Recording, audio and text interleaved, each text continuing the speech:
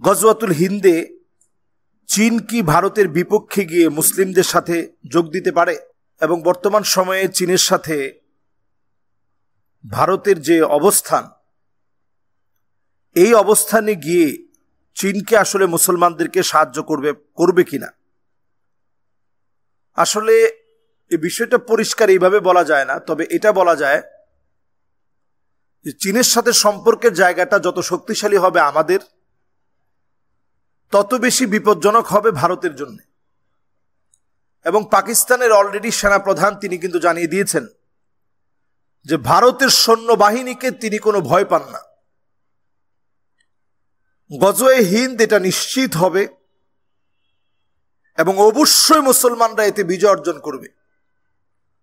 রক্তগুলা পৌঁছে যাবে টাকনু পর্যন্ত। তার মানে কতটা ভয়াবহ হবে আপনি একটু চিন্তা করেন। মুসলমান সহ এই যুদ্ধে যারা যাবে, রক্ত পৌঁছে যাবে টাকনু পর্যন্ত। এরপরে মুসলমানরা বিজয় অর্জন করবে। ভয়ে ভীত সন্ত্রস্ত হয়ে মুসলমানরা পালায়ন করবে। কিছু লোক তখনও যুদ্ধ চালিয়ে যাবে, তাদের হাত ধরেই আল্লাহ রাব্বুল আলামিন মুসলমানদেরকে বিজয় দান করবেন।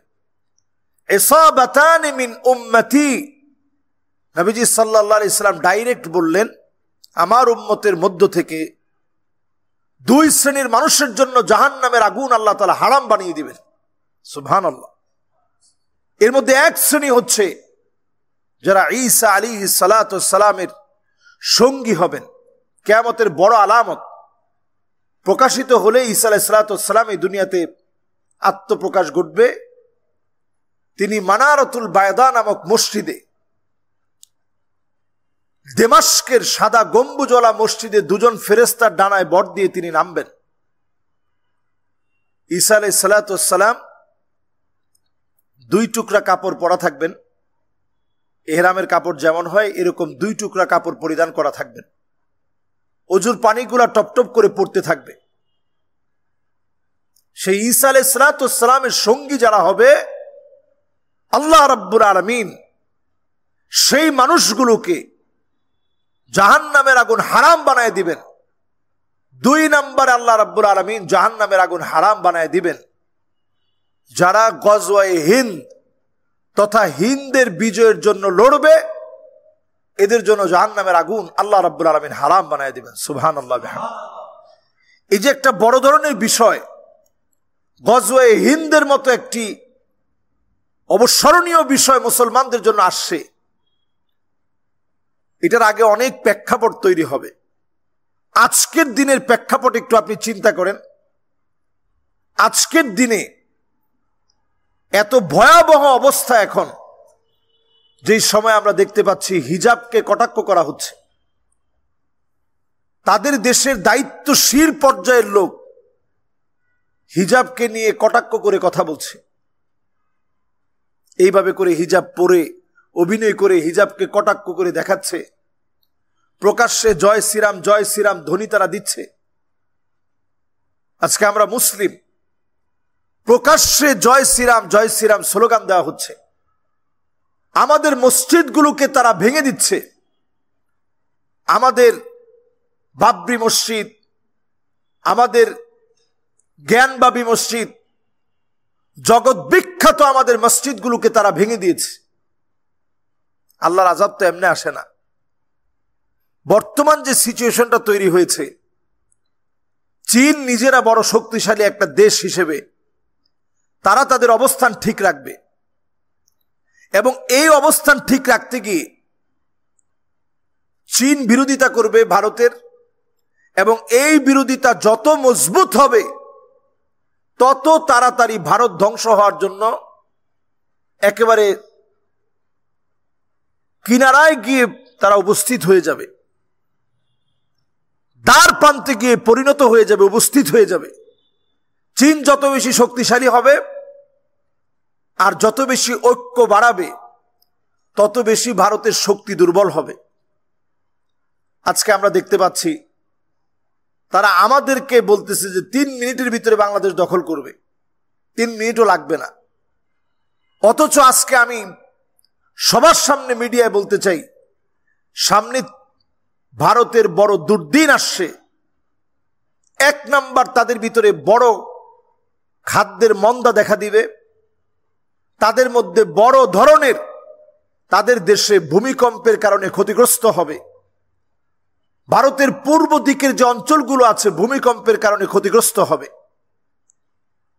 ঠিক যেইভাবে জায়গায় জায়গায় দাবানল ছড়িয়ে পড়ছে, এদের মধ্যেও দাবানল ছড়িয়ে পড়বে, কারণ তারা মুসলমানদের ঘরে ঘরে বাড়িতে বাড়িতে মুসলমানদের সংস্কৃতি, মুসলমানদের আদর্শ ধ্বংস করার জন্য তারা কাজ করছে। আল্লাহ তাআলা অবশ্যই এটার প্রতিশোধ নেবেন। তাদের মধ্যে ক্ষুধা, যন্ত্রণা, দারিদ্রতা তাদেরকে পেয়ে বসবে।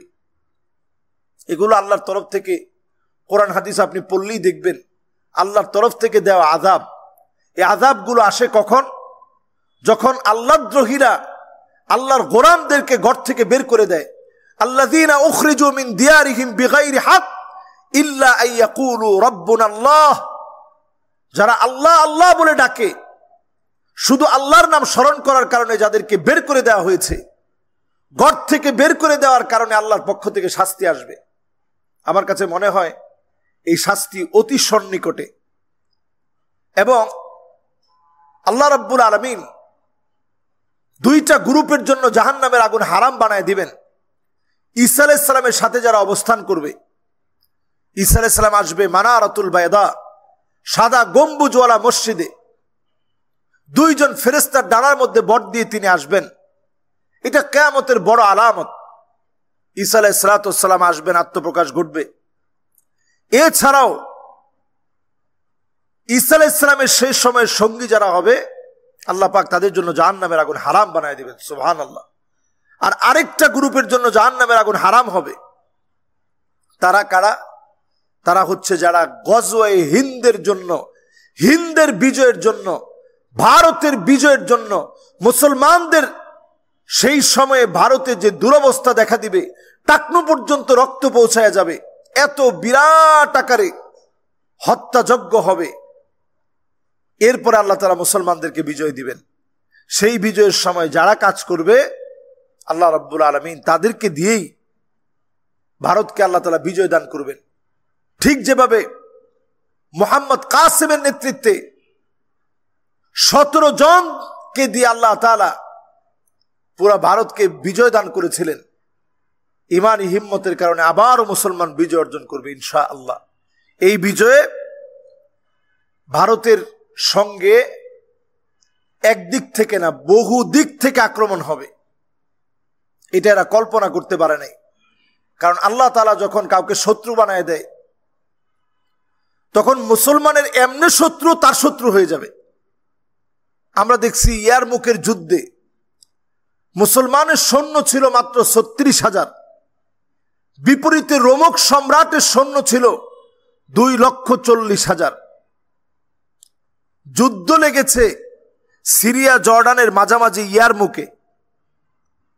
মুসলমানেরা এই জায়গায় আসতে 15 দিন সফর করে খালিদ বিন ওয়ালিদ 36,000-এর বিরাট বাহিনী নিয়ে আসছে। রোমক সম্রাটের 2,40,000-এর বিরাট বাহিনী। তারপরেও সে চিঠি লিখছে চীনের কাছে।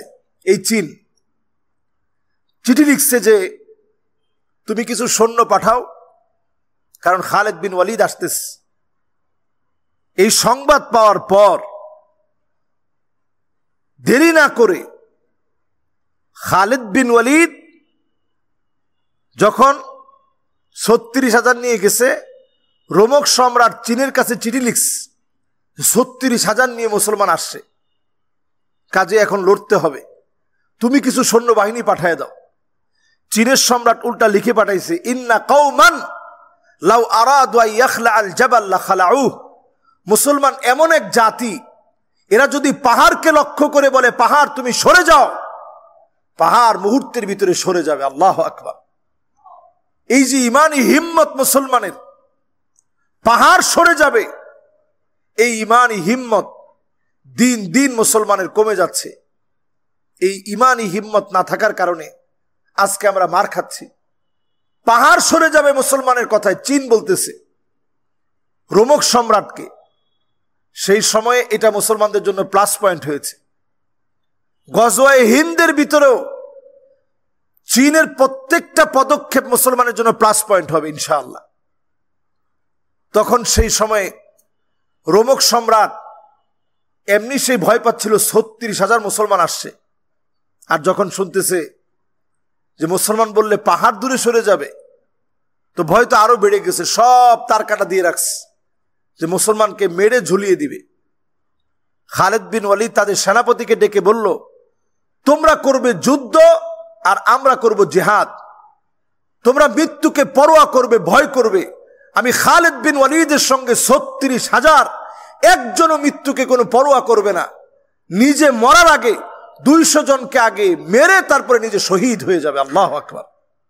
এই চেতনার কারণেই আল্লাহ রাব্বুল আলামিন ইয়ারমুকের প্রান্তে 36,000 সাহাবায়ে কেরাম রিদওয়ানুল্লাহি আলাইহিম আজমাইন, তাবিরা সহ, যাদের 15 দিন আসতে গিয়ে রক্ত পেশাব হয়ে গেছে, পেটের মধ্যে ক্ষুধার যন্ত্রণা এত বেশি বয়ে বেরিয়েছে, পেট পিঠের সাথে লেগে গেছে, ওই প্রান্তে দাওয়াত দিয়েছে আসলিম তাসলাম, ইসলাম গ্রহণ করো, শান্তি পাবে। আল্লাহ তাআলা ঠিকই সেই প্রান্তে মুসলমানদেরকে বিজয়ী করেছেন। আল্লাহ তাআলা মুসলমানদেরকে ওই প্রান্তে ঠিকই বিজয় দিয়েছেন। ইনশাআল্লাহ গজওয়ে হিন্দে আল্লাহ তাআলা ঠিকই মুসলমানদেরকে বিজয় দান করবেন। আল্লাহ তাআলা আমাদেরকে ইমানি হিম্মত বৃদ্ধি করে দিক, আমলের পথে প্রতিযোগিতা করার তৌফিক দান করুক।